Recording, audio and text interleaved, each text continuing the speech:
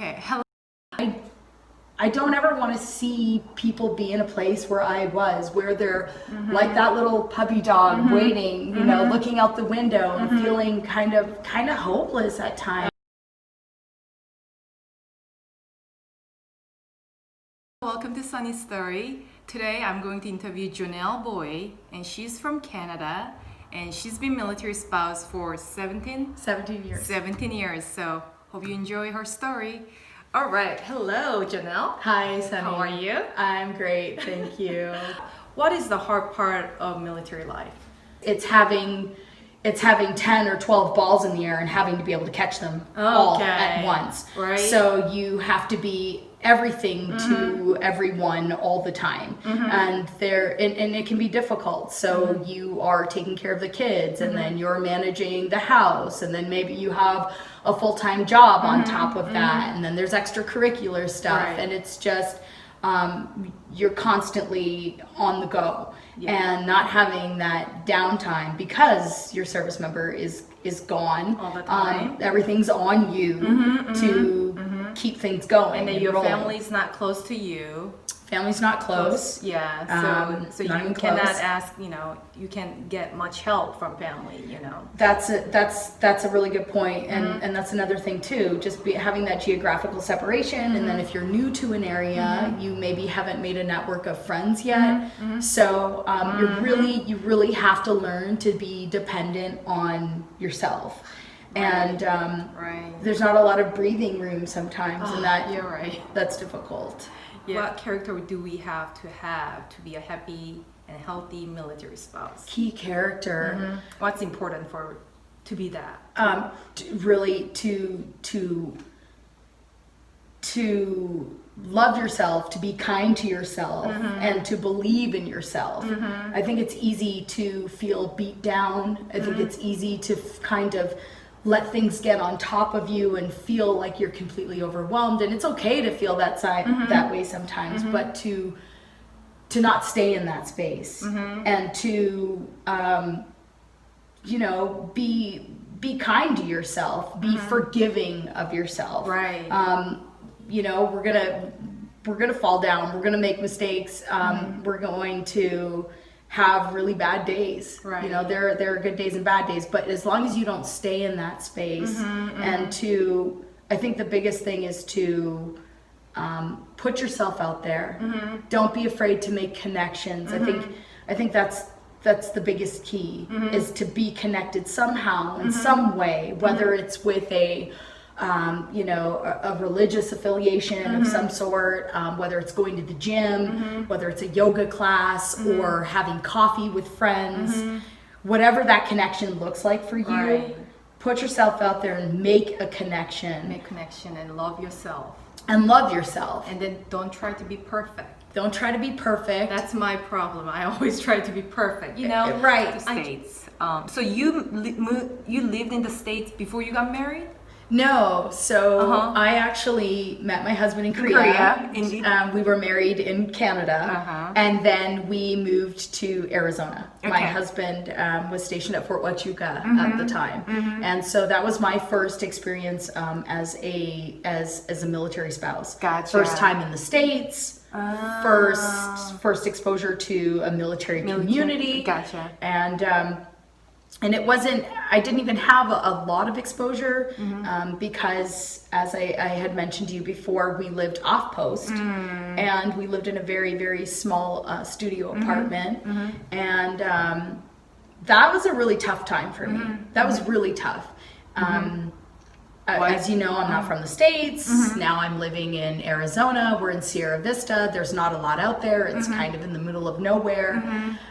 We're in this small little studio apartment, and my husband leaves to go to work every day with the one vehicle that we have. Oh, so okay, gotcha. I was used to having a lot of friends and going out all the time, and so it was just a completely different way of life. Everything that I had known was gone, really. And it was a lonely time. It was a really, really lonely time. There was a disconnection, right? There was an absolute disconnect. I didn't have any friends. We lived, off post. And I didn't know anything about the military. I couldn't work because I didn't have a visa or any sort of status in the U.S. And so I basically was like I described to you, that little puppy dog waiting at the window for my husband to come home. And he would come home for lunch, and you know, I would just looking for some sort of connection or socialize or just something. It was really lonely. And then he would leave, and you know, and the days were long, and sometimes he would be home very late, and it was really lonely. Isolation set in for sure. I know there were a few times I felt like I didn't want to be there anymore. And here I was, a newlywed, you know, excited to be married and start this new adventure. But there was this whole other piece that I didn't think about. I didn't know. And it was sad. It was lonely, and it was depressing. And yeah, that was just a really, really, really tough place to be for the first year of marriage. How did you overcome that part? Like, what did you do to, you know, you said you were lonely, you know, you were just stuck in the house, and I'm sure there's a moment that you did something to overcome that. So what did you do? So how did you feel better? You know, I'm sure you did something to feel better, right? So we ended up leaving Sierra Vista, leaving Fort Huachuca, and we actually had orders for Germany, and we came to Rose Barracks. But I thought, okay, I'm not going to do this again. I'm going to be in a foreign country, and it's going to be the same thing, just in a different place. I'm isolated. I don't have friends. I'm not connected. So here I am saying, make a connection, and maybe this is where it comes from. Is that, hey, I realized how important it was to make a connection in a group or with people. And so we moved out here to Rose Barracks. And my husband was actually stationed at Graf. And again, we lived off post. And I thought, okay, something's got to change. Right. So I actually got connected with the employment readiness program at Army Community Service. So I went into ACS, and they talked to me about some volunteer opportunities and employment opportunities. There was also there was a contract actually that had come available with Army Community Service. Gotcha. And so I applied for that contract. It was doing administrative work, and I was awarded the contract, and so I started working. But before that, I got involved with volunteering, and that was a big game changer for me. Gotcha. Because that was kind of my into not only learn about all of the resources that were available in the area on the installation through ACS, but to also network and meet people. Make friends. Right. And then I started working at the Soldier and Family Assistance Center, the SFAC, and through there, I worked their information and referral. I started to learn about what was available in the community and started meeting people and making friends. So that was my in was volunteering and then getting connected with employment, which was really helpful. So you did something. You don't want to repeat it, what you did it in Arizona, right? No. Yeah, so that's why you thought that I've got to do something. I have to do something. I like that story. So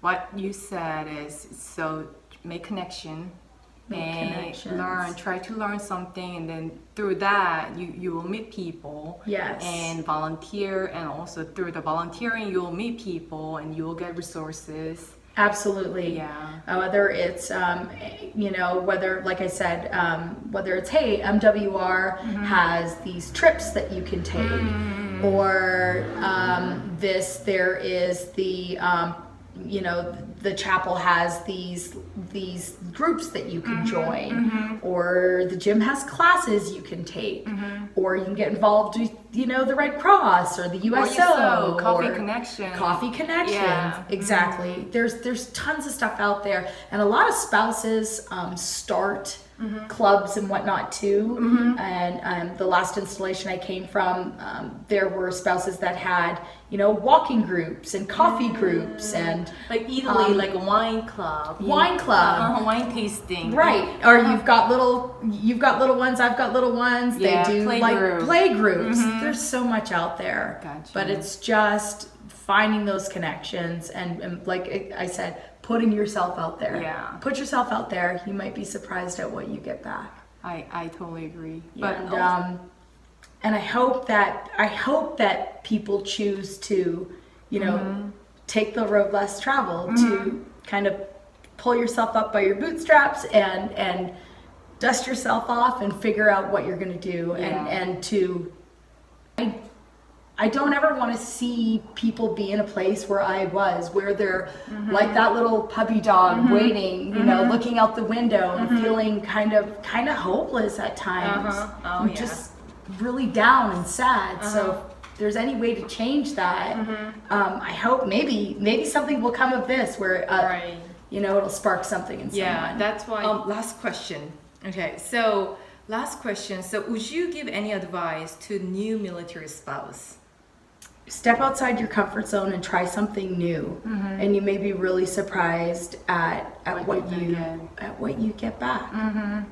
That's what I would say. Thank you so much. I'm sure your viewers will enjoy your My viewers, story. I love it. Yeah, your story, and then I'm sure they got some insight from your story. Thank you. I hope so. For your time. Thank you, Sunny. Thank you so much. Problem. All right, this concludes our interview with Jonelle. Thank you so much for watching, and remember to stay sunny. Thank you. Bye-bye.